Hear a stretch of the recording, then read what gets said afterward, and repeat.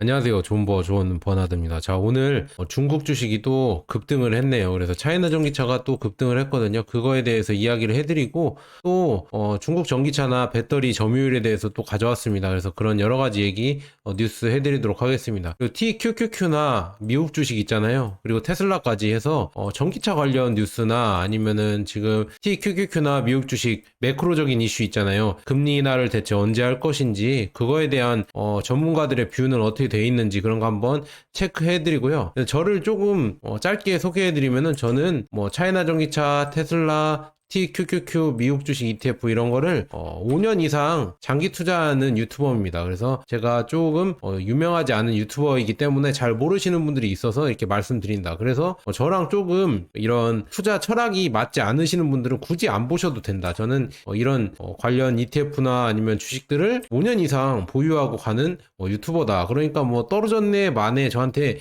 얘기할 필요 없습니다. 저는 5년 이상 바라보고 분산 투자하고 있으니까 나름 잘 하고 있으니까 여러분들 뭐 절 뭐라고 하시는 분들은 본인 투자나 잘 하셨으면 좋겠습니다. 자, 그래서 이렇게 제가 어떻게 하는지 방향성을 알려드린다는 거 이렇게 말씀드리고요. 매크로적인 이슈 한번 보도록 하겠습니다. 자, 다우산업이랑 나스닥 종합 S&P 500 미국 주식이 오늘도 또 올랐네요. 그래서 뭐 지금 보면 막판에 처음에 이렇게 내려가다 막판에 조금 만회하는 이런 상황이 벌어졌는데 지금 보면은 뭐 잘 모르겠지만 제 뭐 필링이라고 하죠. 느낌이라고 하죠. 지금 미국 주식이 좀 많이 올라서 이제는 좀 조정을 받을 때이지 않을까 하는데 좀 많이 잘 버티고 있는 것 같고요. 그 다음에 상해 종합이나 항생지수 있잖아요. 그래서 중국 관련 지수들은 너무 저점이라 이제는 바닥을 다 찍은 것 같아요. 그래서 상해 종합이 오늘도 1.44% 올랐고요. 그 다음에 심천 종합 지수가 이게 차전이 많이 있는 지수인데 심천에서 지금 보니까 1.47% 올랐습니다. 그래서 나름대로 지금 중국 증시가 바닥을 찍고 살짝 조금씩 올라오고 있다. 이렇게 볼 수가 있습니다. 그래서 지금 보면은 해외 주식 ETF 중에서 많이 상승한 거를 봤더니 이렇게 상승 순으로 이렇게 보니까 등락률 순으로 보니까 차이나 관련해서 지금 중국 본토 관련한 주식들이 급등을 했다. ETF들이 급등을 했다. 이렇게 볼 수가 있습니다. 차이나 전기차도 여기 2.4% 오른 게 보이시죠? 그거는 어제 말씀드렸다시피 시진핑이 직접 나선다고 했잖아요. 증시 부양을 위해서 보고를 뭐 매일 받겠다 이런 얘기를 하니까 결국 중국 증시도 이런 주식이나 이런 거에 신경 쓸 수밖에 없고, 그리고 지금 보면은 뭐 인도나 아니면은 주식 부동산을 팔고 중국 부자들이 금을 모은다 이런 얘기가 나오고 있잖아요. 그러니까 그런 위기감을 느껴서 이제는 진짜 정부 측에서 주가 관리를 시작하는 것 같습니다. 그래서 공매도도 제한하려고 하고 있고 여러 가지 증시 부양책을 내려고 지금 노력을 하고 있다. 그래서 증시가 그거에 따라서 차이나 전기차도 이틀 연속 급등을 했습니다. 그래서 오늘도 2.4% 올라서 이제는 7,000원 선까지 올라오려고 하고 있습니다. 그래서 5,000원까지 빠진다 이런 얘기가 많았지만 이제는 7,000원까지 다시 오를 상황이 될 것 같다 이렇게 보고 있고요. 그래서 기대됩니다. 그래서 저는 뭐 꾸준히 모아간다는 게 말씀드리고, 그다음에 오늘 뭐 보면 필라델피아가 조금 하락을 했네요. 엔비디아가 고점을 찍고 살짝 내려오는 경향이 있었거든요. 그거에 대해서 이따 말씀드리고요.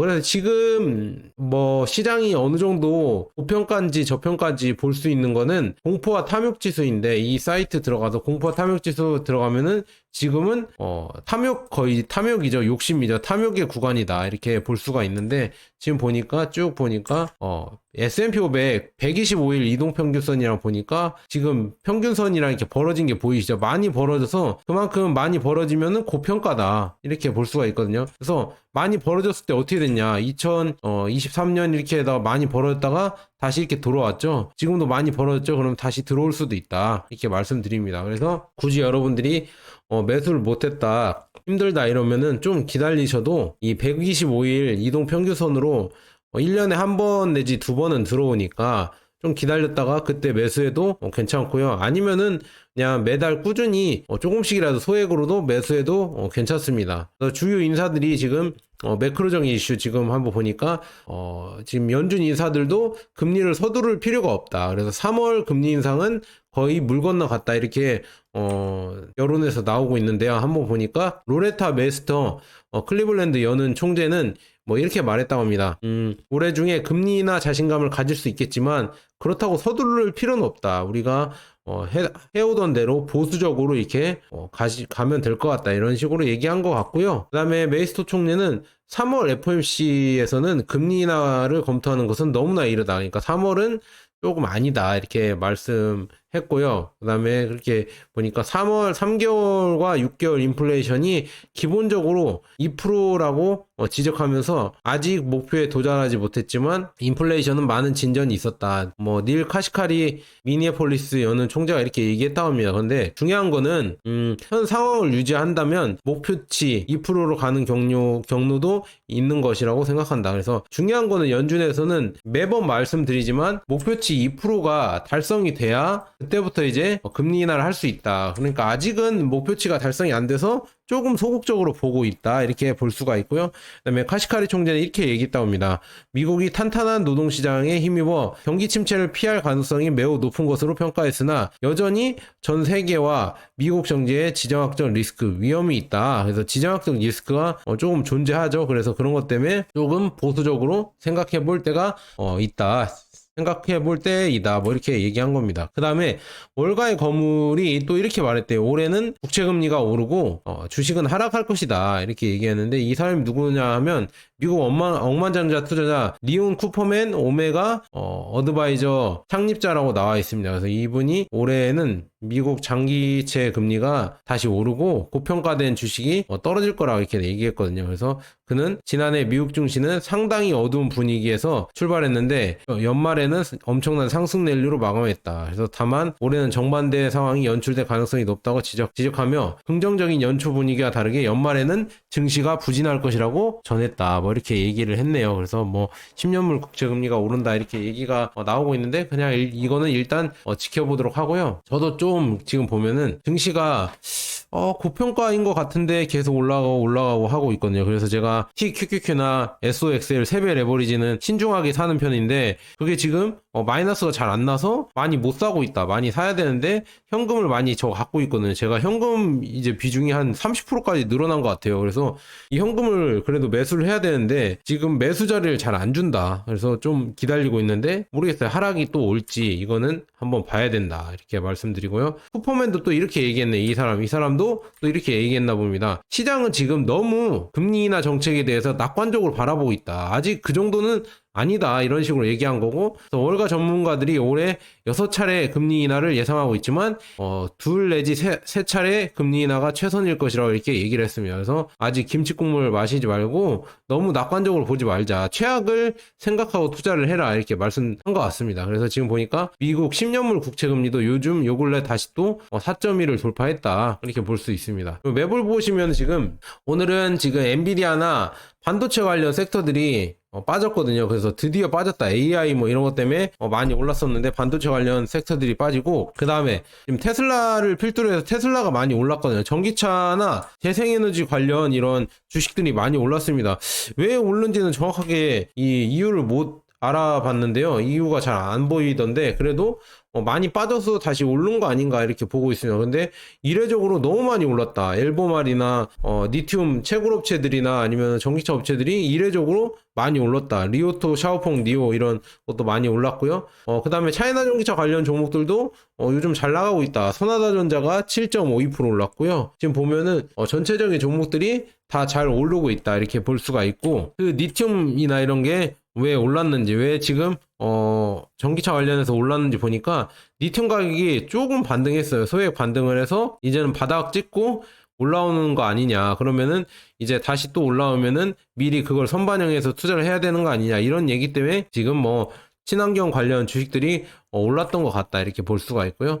테슬라 관련 얘기를 해드리자면 테슬라의 파워월 있잖아요. 이게 즉각적인 비용 절감 효과가 있다고 이렇게 나와 있습니다. 그래서 이게 뭐냐면 개인주택 혹시 사시면은 테슬라의 파워월을 설치하고 여기에다가 지금 태양광을 받아서 태양광 에너지를 저장하는 이런 배터리를 쓰고 있거든요. 그래서 이렇게 쓴다고 하면은 투자 비용을 3년 이내에 상쇄할 수 있다고 합니다. 그래서 이렇게 좋은 서비스를 하고 있다. 우리는 근데 근데 주택이 많지 않아서 이런 서비스를 잘 못 쓰고 있죠. 그래서 테슬라가 지금 보면은 테슬라 에너지가 배치가 되어서 2배 이상 수익을 뭐 50% 이상, 그러니까 2배 이상 수익을 늘려 50% 이상 증가했다고 밝혔다. 이렇게 나와 있으면 그래서 이렇게 파이어월 3는 그리고 지금 보니까 대만이나 포르투갈 다른 국가에 수출이 된다고 하는데 여기에는 지금 LF 배터리 있잖아요. LF 배터리가 CATL이든 비아디든 LF 배터리가 장착돼서 팔릴 것 같다. 이렇게 말씀드립니다. 그 다음 뭐 테슬라 또 얘기해드리면 테슬라 뉴스인데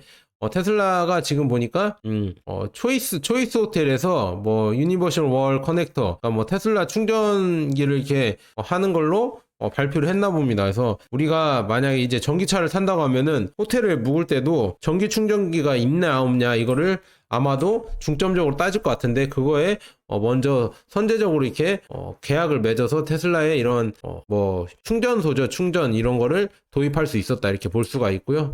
그다음에 이게 중요하죠. 지금 작년 전기차 배터리 시장에서 38.6%가 중국이었다. 그래서 CATL이랑 비아디가 거의 1, 2위를 해버렸고 그 다음에 이제 밀린 데가 LG 에너지 솔루션이다. 그래서 성장률을 보면은 비아디는 57%, 그다음에 지금 CATL은 40%인데 지금 쭉 보세요. 지금 파나소닉이나 이런 데는 또 낮죠. 파나소닉, LG 에너지 솔루션, SK온은 낮는데 CALB는 80.9%죠. 여기도 중국 회사다. 그리고 거시안 23.1%, 이브에너지 129%, 선화전자 15.4% 이렇게 됐다 볼 수가 있습니다. 그래서 이 전기차용 배터리 사용량은 이제는 계속 비아디가 이제 LG 에너지 솔루션 제쳤다. 그래서 2등을 하고 있다. 근데 또 이렇게 얘기하시는 분들 있잖아요. 야, 그거는 중국 내에서만 한 거 아니냐. 뭐 물론 그럴 수 있겠지만 중국 외에서도 CATL이랑 LG 에너지 솔루션이랑 1, 2위 다투거든요. 근데 아마도 CATL이 그 자리를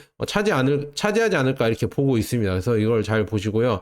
그 다음에 중요한 거는 중국에서 또 중국이 들어가야 전 세계 자동차 배터리 사용량이지 왜 한국에서만 이렇게 하는 건지 이렇게 모르겠습니다. 중국이 메인 전기차인데 왜 한국은 중국 걸 제외하고 한번 1, 2등을 가려보자 이렇게 하는 건지 모르겠어요. 물론 중국 정부가 중국 제품을 밀어줄 수도 있겠지만 요즘은 보조금을 주지 않고 이제 작년부터 보조금이 차단돼서 기술력으로 전 세계에 승부를 보는 거다 이렇게 말씀드릴 수 있습니다. 그 다음에 이거 중요하죠. 제가 어젠가 정부의 전기차 보조금 정책이 나왔다고 했잖아요. 근데 거의 뭐 LFP를 죽이는 정책이다 이런 얘기가 나왔잖아요. 그래서 이렇게 역으로 보면 이렇게 볼 수도 있을 것 같아요. 정부의 3원계 몰빵 전략, 그러니까 정부가 추진했던 전기차 배터리 3원계 몰빵 전략이 실패했다는 걸 스스로 반증한 결과이다, 인정한 결과이다 이렇게 볼 수가 있으면 LFP가 못 들어오게 하고 우리 NCM부터 일단 주자. 이게 다 LFP에 밀려서 이거 다 인정한 꼴이다. 그래서 LFP를 이렇게 수입을 안 한다고 하면은 참 모르겠어요. 싼 차를 진짜 비싸게 사라고 이렇게 하는지 모르겠습니다. 그래서 이게 그만큼 우리나라 이런 배터리 산업이나 이런 게 거의 점점 힘들어질 것이다. 왜냐 LFP가 계속 대세가 되고 있는데 LFP에 대한 준비를 하나도 안 했다. 예전에 뭐 한자랐더니 너무 한쪽에만 지금 NCM 배터리만 이렇게 몰빵이 된 거 아닌가 이렇게 볼 수가 있습니다. 그렇다고 해서 지금 성능이 좋다고 해서 값이 싼 게 아니거든요. NCM 배터리가. 그래서 더욱더 지금 차값을 올리고 있고요. 그리고 이게 중요한 게 이런 얘기를 하면은 정부의 정책에 대해서 좀 반대를 한 거잖아요. 근데 이게 뭐 정치적 발언이라고 이렇게 하는 것도 좀 웃깁니다. 제가 뭐 진보냐 보수냐 뭐 이런 걸로 얘기를 한 게 아니라 정책이 잘못됐으면은 어떤 국민이든 정책이 잘못됐다 이런 얘기를 할 수가 있잖아요. 자기 생각대로. 근데 이게 뭐 정치적 발언이라고 하면은 그렇게 얘기하면서 입을 막으려고 하면은 대체 지금 유튜브나 아니면은 표현의 자유는 대체 어디 간 것인가? 저는 묻고 싶습니다. 제 좀 유튜브에 댓글 다시는 분이 있는데 정치적 발언 하지 말라고. 이게 정치적 발언이 아니라니까요. 잘못된 걸 잘못됐다고 얘기도 못합니까? 진짜로. 그래서 조금 저는 그렇게 보지 않는다. 그거를 또 스스로 기업 자체에서도 시인을 하고 있어요. 이거 보면은 에코프로도 지금 보니까 올해 하반기에 리튬 인산철 혹은 리튬 망간 인산철 그리고 양극재 파일럿 라인을 구축하고 그 다음에 양산화 개발을 추진할 것이다 이렇게 나와 있습니다. 그래서 미드니켈 역시도 뭐 추진하려고 하고 있는데 결국은 LFP를 국내 배터리 업체들도 만들려고 지금 계속 부랴부랴 하고 있다. 왜냐? 이게 대세가 되니까 이걸 안 하면은 결국 망할 것 같으니까 부랴부랴 지금이라도 하고 있다. 그래서 우리 정부는 그나마 이 기간 동안은 우리나라 배터리나 전기차를 지켜주기 위해서 계속 이 관세로 보조금을 안 주는 걸로 막을 것 같다, 이렇게 볼 수가 있습니다. 그래서 이렇게 되면은 전 세계 이런 뭐라고 해야죠? 이런 수출량은 줄어들겠죠. 그 다음에 지금 보니까 배터리 소재에 지금 중국 의존도가 더 높아졌다고 합니다. 한국이 지금 보니까 작년 중국산 배터리 수입액은 57.7%, 50.7%로 증가했다. 그리고 중국 의존도는 전구체가 96.8%, 흑연이 95.3%다, 이렇게 나와 있습니다. 야, 진짜 이렇게 뭐 어떻게 봐야죠? 이런 의존도가 오히려 더 높아졌네요. 참 이런 거 보면서 중국이 만약에 없으면 어떻게 배터리 만들어 장사를 할까 진짜 조금 걱정이 되고요. 그리고 중국 애들이 우리가 보조금을 삭감했다고 하면 얘네들도 열받아서 이런 걸 수출을 안 한다고 하면 우리나라 전기차 산업이나 아니면 여러 산업들이 마비가 될 수가 있는데, 참 그거는 좀 다행이다, 이렇게 볼 수가 있고요. 그래서 지금 중국 비중을 한번 보자면은 양극재, 그러니까 전구체 첨가에 양극재를 만드는 수산화 리튬이 작년에 수입액이 49억 3,021만 달러인데 지금 보니까 52.6% 증가했다. 그래서 중국 비중은 79.7%로 22년보다 87.9%보다 완화됐다. 하지만 칠레 수입액이 776% 증가하고, 그 다음에 여전히 중국 수입은 50%가 넘고 비중도 80%에 가깝게 나타나면서 여전히 중국 의존도가 높은 것으로 평가된다, 이렇게 나와 있으면서 지금 보면 양극재도 그렇고 양극재 핵심 소재인 전구체 이쪽도 중국이 비중이 96.8%를 쥐고 있다, 이렇게 지금 독점을 당하고 있다, 의존을 당하고 있다, 이렇게 볼 수가 있습니다. 그러니까 지금 보면은 우리나라 산업이 다 취약한 게 너무 중국 의존도가 높아요. 그걸 어쩔 수가 없습니다. 그래서 요소수에도 지금 쩔쩔매잖아요. 그래서 이런 거 보면은 우리나라의 제조업이 강국이다 이런 거 이렇게 얘기를 하지만 그 밑에를 보면은 정말 취약하다. 이런 원자재나 이런 산업에서는 정말 중국보다 훨씬 취약하다, 이렇게 말씀드릴 수가 있습니다. 그래서 이런 것 때문에 요소수에도 벌벌 떨게 된다, 이렇게 보고요. 중국 전기차는 지금 9개 부처가 팔 걷어서 중국 전기차 수출에 사활을 걸고 있다. 그래서 이거 중국 전기차 수출은 앞으로도 잘 될 것이고 24년에도 아마 1등을 하고 유럽에도 많이 팔릴 수 있는 전기차가 될 것 같다, 이렇게 보고 있고요. 그 다음에 중국이 진짜 물량 공세가 어마어마합니다. 저도 알리랑 테무 이거 쓰는데 이거 영상을 따로 찍으려고 지금 생각 중입니다. 쿠팡이나 지마켓은 떨고 있다. 중국 알리가 오면은 당연히 다 망하겠죠. 쿠팡이랑 지마켓, 알리가 국내에 제대로 들어오면은 거의 망합니다. 진짜로 알리를 이길 수가 없어요. 진짜 알리 이거에 대해서는 이따 나중에 자세하게 해드리고, 결론을 하자면 중국의 이런 엄청난 인해 전술에 이길 수가 없다. 이 물량 공세를 절대 어떤 나라든 이기기가 쉽지 않다. 우리나라조차도 이기기 쉽지 않다, 이렇게 볼 수가 있습니다. 그 다음에 독일 산업이 침체가 되면서 7개월째 이어지고 있다. 이거는 제가 예전에 얘기해드렸죠. 지금 값싼 러시아 가스를 못 들여오고 그런 것 때문에 지금 생산 단가가 올라가고 높은 임금 때문에 더욱더 이 가격 경쟁력이 중국 애들이랑 안 되니까 이 자동차나 이쪽 분야에서도 많이 망하고 있고 독일 제조업조차도 계속 망하고 있다. 이렇게 망하면은 결국 중국만 더 좋은 일이 되고 있다, 이렇게 볼 수가 있고요. 그 다음에 유럽은 지금 중국산 태양열 패널 수입 규제 논란이 있는데 너무 싸기 때문에 규제를 해봤자 잘 규제가 안 되고 오히려 여기 태양광에 중국 거를 살 수밖에 없다. 그래서 가격 전쟁 때문에 고사할 판이다, 이렇게 나와 있는데 어쩔 수 없습니다. 중국 애들이 이렇게 값이 싸고 엄청나게 많이 만들어내는데 품질도 몇만치 좋은 걸 만들어내는데 이걸 과연 유럽 업체들이 게으르고 유럽 사람들 힘들잖아요. 많이 임금도 높고 그러는데 이거를 과연 이길 수가 있을까? 독일이랑 재생에너지 업계에서도 투자 위축이 우려에 반대, 이렇게 나와 있는데 저도 그거에 좀 동의는 하거든요. 왜냐하면은 값이 싸야 기업들도 투자를 해서 이렇게 여러 가지 사업들을 피는데 너무 비싸 버리면은 아무리 국내 거라고 해도 사업을 피기가 쉽지 않다, 이렇게 말씀드립니다. 그래서 그만큼 중국의 이런 제품들이 이런 가격 경쟁력이 계속 높아지고 있다, 이렇게 볼 수가 있고요.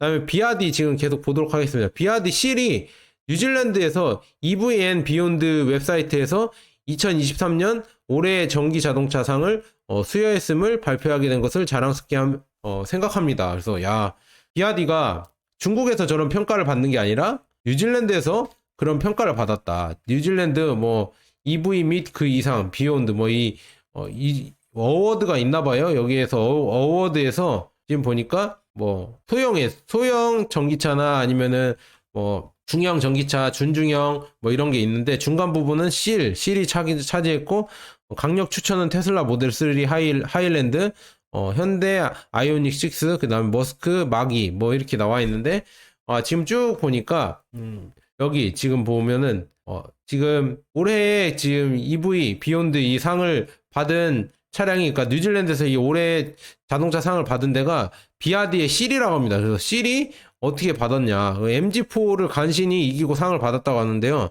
지금 보니까 쭉 보니까 첫 번째가 편안함이라고 합니다. 그래서 이 차는 뉴질랜드 도로에서 편안하게 주행할 수 있도록 설정을 매우 잘 되어 있고 실내 공간도 이런 스포티한 실루엣에 탁월하다고 나와 있습니다. 그래서 그 다음에 두 번째는 가치 프리미엄 세단에 대한 정당화가 어려운 것처럼 보이지만 자세히 살펴보면 중간 사양은 뭐 MG4와 유사하게 지급된 보급형 실의 가격 격차는 뭐 약 $6,000다 이렇게 나와 있으면서 이렇게 나와 있고요. 그래서 지금 그 다음에 뭐 마지막이 또 있겠죠. 쭉 보시면은 마지막으로는 뭐 매력적이고 설득력 있는 자동차라고 합니다. 그래서 이게 올해 뉴질랜드 전기차상을 얻었다 이렇게 볼 수가 있습니다. 그만큼 품질도 좋고 가격도 싸고 뭐 디자인도 좋고 뭐 이런 얘기가 나와 있겠죠. 그래서 중국 전기차의 이런 선입견이 많이 없어졌다 이렇게 볼 수가 있습니다. 그래서 실이 1등을 했다는 거 말씀드리고요.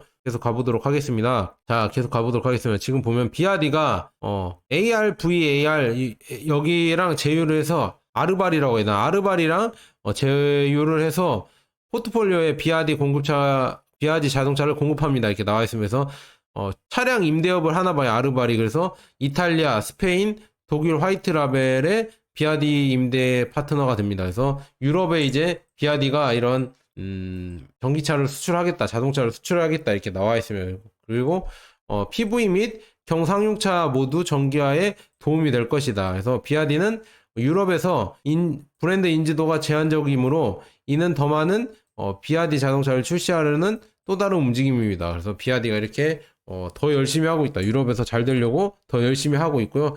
이거 기사 가져오려고 했거든요. 비아디가 요르단의 현지 딜러에 갈매기 시굴이죠. 이 시굴 전기차를 60대를 넘겼다고 합니다. 그리고 이미 요르단에서 탕, 친, 뭐 유한 플러스 그러니까 아토3, 뭐 돌핀 앤 실 이거를 출시를 했다. 이렇게 해서 지금 뭐 쭉 보면은 비아디에서 지금 이 새로운 순수 전기 모델 시굴 이게 250에서 300km를 가는데 가격이 1,000만원대예요. 1,000만원대인데 이거 얼마나 싸요. 이렇게 싼 거를 사서 뭐 그냥 출퇴근용으로 써도 지금 뭐 괜찮죠. 가성비가 나오죠. 그래서 진짜 잘 되고 있다 이렇게 볼 수가 있습니다. 그래서 뭐 여러 가지 잘 팔리고 있고 이런 요르단에도 이게 잘 팔리고 있다. 요르단 지금 우리 아시안컵에서 요르단한테 졌죠. 참 좀 안타까운데 좀 화가 나는데 그래도 뭐 비아디는 요르단에 이렇게 수출을 하고 있다 이렇게 볼 수가 있습니다. 그래서 현지 딜러 비아디가 잘하는 게 현지 딜러랑 협력을 해서 거기에 네트워크를 이용해서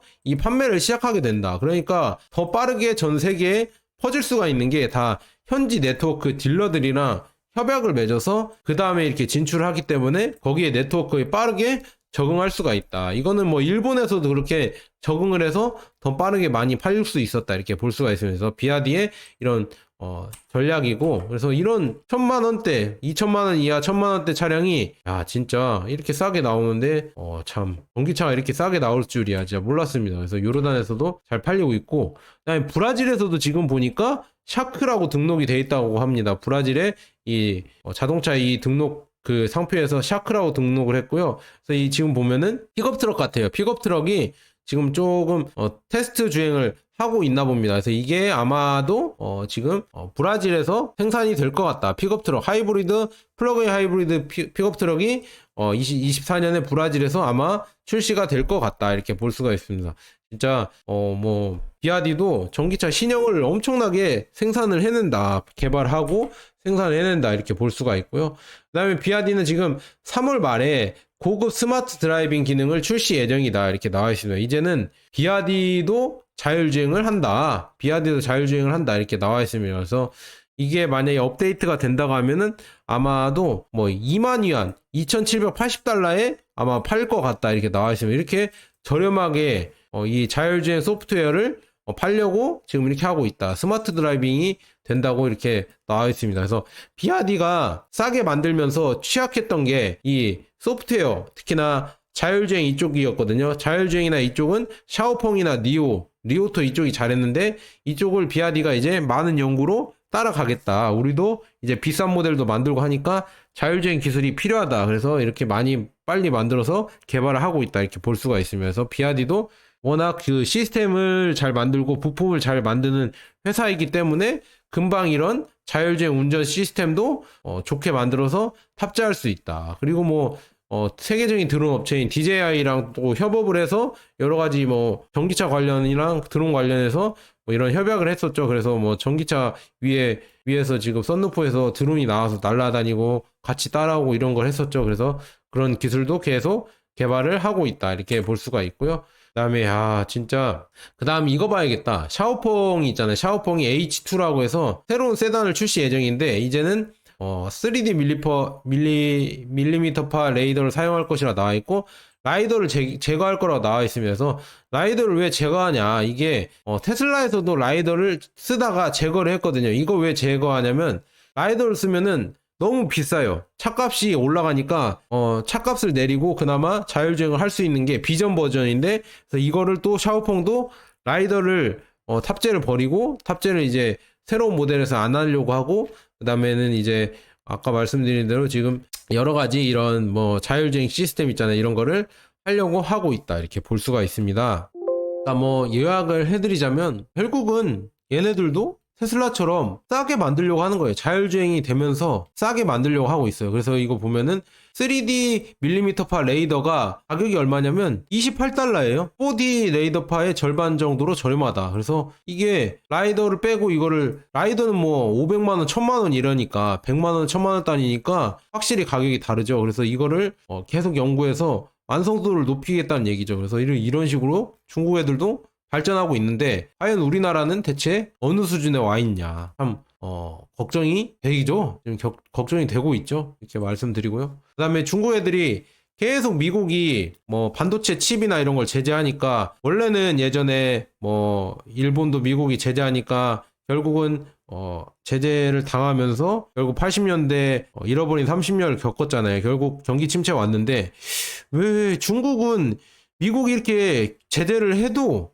그거를 돌파하고 제가 봤을 때는 돌파하고 풀리지 않을 것 같다. 저는 그게 더 무섭다. 이렇게 볼 수가 있거든요. 왜냐하면 이 반도체에서도 점점 답을 찾아오는 것 같아요. 지금 7나노 용량도 지금 나오고 있고 예상보다 높은 수율도 지금 하고 있다. 그래서 이거는 놀랄 일이 아니다. 또 퀄컴 칩을 사용하고 있고 나머지는 모두 기린 칩을 사용하고 있다. 소수의 4G 휴대폰만 퀄컴 칩을 사용하고 있고 그 다음에 기린으로 바꿨다. 그 다음에 SMIC 7나노는 확실히 공급 제한이 되어 있습니다. 뭐 이렇게 나와 있네. 이런 식으로 되어 있고 5나노 칩도 정복을 하려고 지금 이렇게 하고 있다. 그래서 휴대폰, 컴퓨터, AI, 전자기기, 스마트 자동차에 포함이 된다. 그래서 이거를 또 얘기하려고 하고 있고 애플폰만 3나노 칩을 사용하고 있다. 이렇게 나와 있네요. 휴대폰의 경우에도. 그래서 애플폰만 사용하고 있다네요. 갤럭시도 3나노는 사용 안 하나 봅니다. 그래서 이거를 잘 보시고 중국 애들이 많이 계속 따라오고 있다는 게 점점 무섭고 그 다음에 지금 AI 칩 수요로 인해서 지금 뭐 하웨이 스마트폰 생산이 둔화됐다 했잖아요.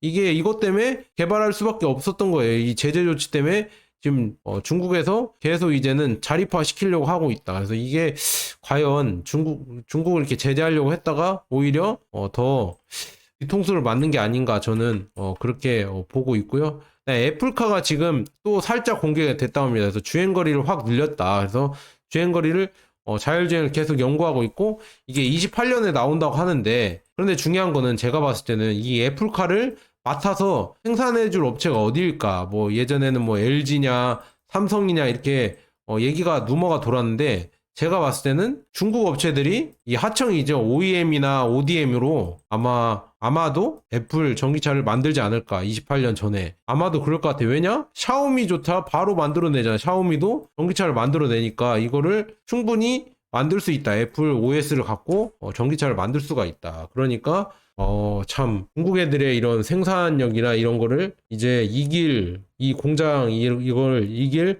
업체가 과연 있을까? 나라가 있을까? 참 걱정이 됩니다. 그래서 저는 그냥 꾸준히 전기차 가면 갈수록 테슬라랑 중국 전기차, 차이나 전기차 있죠. 이쪽으로 갈 거라고 보고 있고요. 그다음에 주식은 뭐 미국 주식이 ETF가 가장 나은 것 같습니다. 그래서 그렇게 투자를 하고 있고요.